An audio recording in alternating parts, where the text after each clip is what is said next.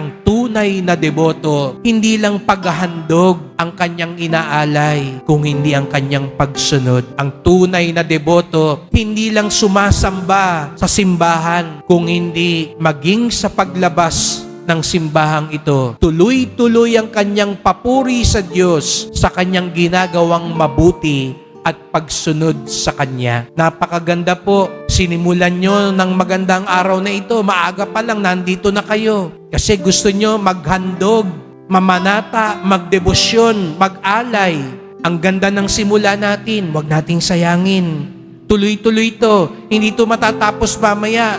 Pag nag-antanda na tayo ng krus, natapos na ang misa. Tapos na ang misa, pero hindi pa tapos ang pag-aalay natin sa Kanya. Ang gagawin natin mamaya dyan sa labas, ang sasabihin natin mamaya sa labas, ang mga pipiliin at pupuntahan natin mamaya sa labas, bahagi pa rin ng ating paghahandog at pag-aalay. Nawa, katulad ni Jesus Nazareno, maging dalisay, maging kaaya-aya ang ating alay sa Ama.